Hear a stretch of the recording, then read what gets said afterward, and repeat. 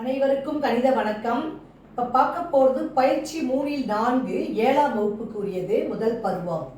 அதில் உள்ள கணக்கில் 4வது கணக்கை பார்க்க போகிறோம். பயிற்சி 3-4 4வது கணக்கு இயற்கணிதம் முறை யூனிட்டில் 5ab minus 3b plus 2c விட 2ab plus 4b minus c எவ்வளவு சிறிய கோவை? இந்த கணக்கை பொறுத்த வரைக்கும் என்ன கொடுத்துருக்காங்க, இந்த கோவையை விட இந்த கோவை எவ்வளவு சிறிய கோவைன்னு கேட்டிருக்காங்க.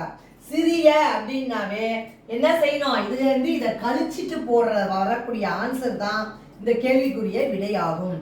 அப்ப என்ன செய்யணும், 5ab minus 3b plus 2c இது இருந்து கொடுக்கப்பட்ட இன்னொரு கோவை என்ன இருக்கு, 2ab plus 4b minus C.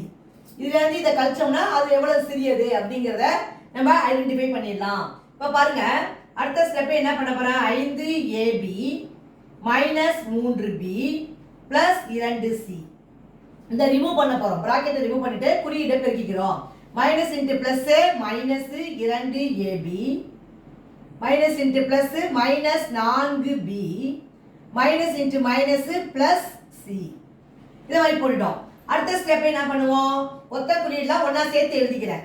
ஒத்த மாறிகளை ஒன்றாக எழுதிக்கிறேன். 5ab அடுத்து என்ன இருக்கு, மைனஸ் 2ab அடுத்து bங்கிற மாறி எழுதிக்கிறோம்.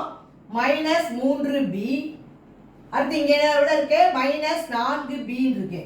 அடுத்து பிளஸ் 2c பிளஸ் c.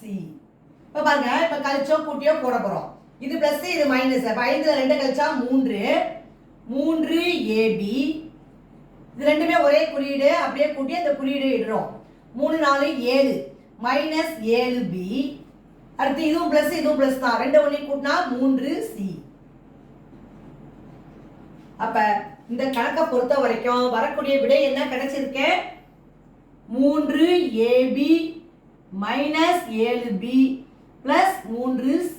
இதான் வந்து இந்த எவ்வளவு சிறிய கோவை அப்படின்னு கேட்டிருக்காங்க பாத்தீங்களா, அதுக்குரிய விடை வந்து 3ab minus 7b plus 3c.